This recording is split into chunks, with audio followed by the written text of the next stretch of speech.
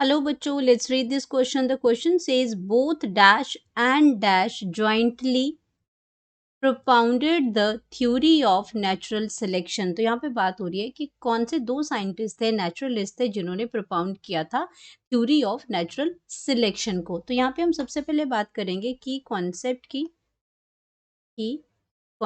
की. तो यहाँ पे बात हो रही है theory of natural selection. Theory of natural selection. तो ये जो नेचुरल सिलेक्शन की जो थ्योरी थी, ये अगर इसकी हम बात करते हैं तो ये क्या है, थ्योरी ऑफ इवोल्यूशन है. This theory of evolution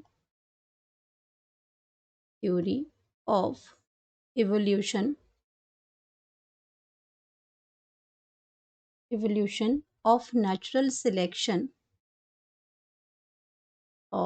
natural selection. ये जो आपकी थी, ये आपकी प्रपोज्ड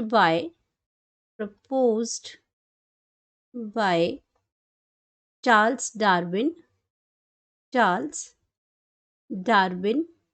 यहाँ पे दो फिलिप्स पूछे कि कौन से दो नेचुरलिस्ट थे जो जिन्होंने ज्वाइंटली प्रोपाउंडेड की थी थ्योरी ऑफ नेचुरल सिलेक्शन. तो फर्स्ट आगे चार्ल्स डार्विन आगे and Alfred Alfred Russell Wallace ने इन दोनों ने मिलके ज्वाइंटली ये थ्योरी जो थी प्रोपाउंडेड की थी नेचुरल सिलेक्शन की. एंड अगर हम बात करते हैं कि this theory was first formulated this theory was first formulated first formulated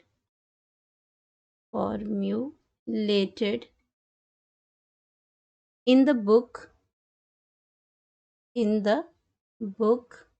और वो बुक जो थी हमारी बुक ऑफ डार्विन और रीजन ऑफ स्पीशीज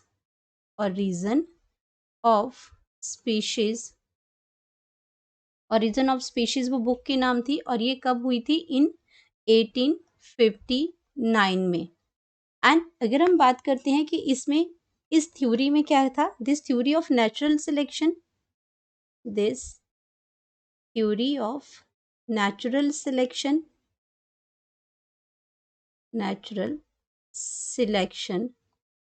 इसने क्या किया, एक selection played a most important role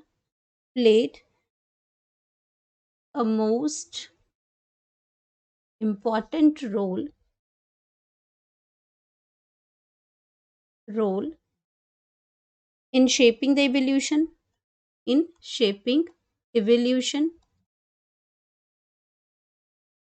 according to this theory. कि जो फिट होगा, जो करेक्टर जो नेचर जो है सिलेक्ट करेगी, वही फर्दर क्या करेगा, ब्रीड करेगा और अपने नेक्स्ट जनरेशन में इनहेरिटेड होंगे बाय नेचुरल सिलेक्शन. जहाँ नेचर जिसको सिलेक्ट करती है तो इसको कहते हैं by natural selection. An organism that fits, जो ऑर्गेनिज्म जो है वो फिट होगा उस एनवायरमेंट के अंदर. द ऑर्गेनिज्म दैट फिट्स, जो फिट होगा, that fits with the environment.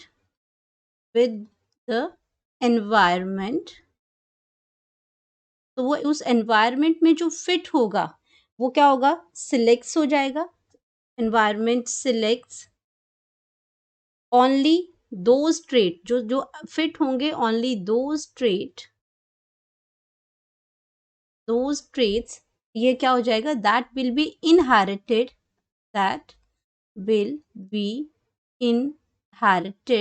वो इनहेरिटेड होंगे, यानी कि नेक्स्ट जनरेशन के अंदर जाएंगे इनहेरिटेड उसमें. तो वो क्या हो जाएगा, फ्रॉम वन जनरेशन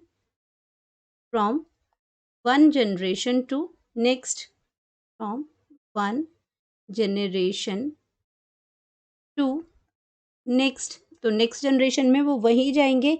और इसी को हम क्या कहते हैं कि इस प्रोसेस ऑफ नेचुरल सिलेक्शन से जो आपका जो ऑर्गेनिज्म जो है, ऑर्गेनिज्म ऑर्गेनिज्म जो है वो क्या करता है, adapt and changes with the environment. Organism क्या होता है, अडेप्ट करता है, अडेप्ट, और साथ में क्या करता है, adapt and changes with the environment, and changes with the environment. Environment के साथ जो चेंज हो गया वही आगे जाएगा, जो नहीं हो पाया वो वहीं पे खत्म हो जाएगा, डेड हो जाएगा। तो चेंजेस विद द एनवायरनमेंट, तो जैसे जिसकी जैसी ज़रूरत है हम भी उसमें क्या है, एनवायरनमेंट के अकॉर्डिंग अपने आप को चेंज करते हैं, अडाप्ट कर लेते हैं इसमें। और नेचुरल सिलेक्शन से ही आपकी क्या होती है, नेचुरल सिलेक्शन से स्पीशिएशन होती है, यानी कि नई वेराइटीज़ बनती हैं।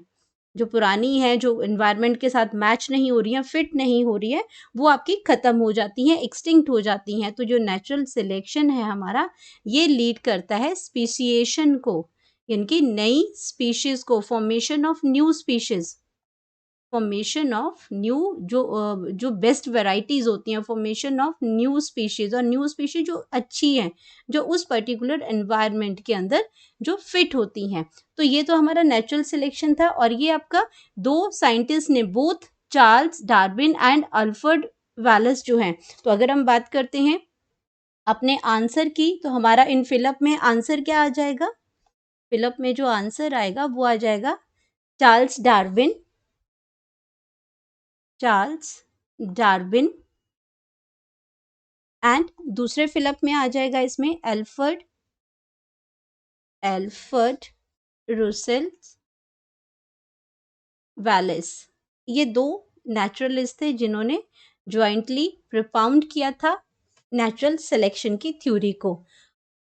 वालेस आ गया इसके अंदर, वालेस।